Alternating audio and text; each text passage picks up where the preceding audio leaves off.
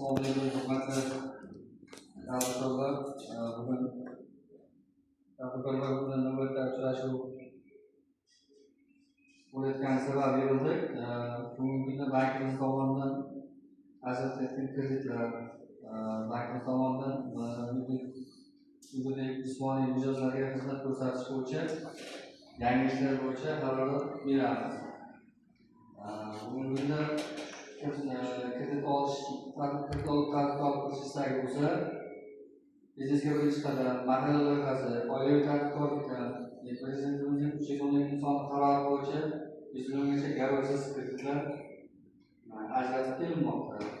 Bundan tashqari, aylanma mablag' ehtiyoji bor tadbirkorlarimizga valyutni naqdlar ko'rinishida kreditlarimiz mavjud. Kimga agar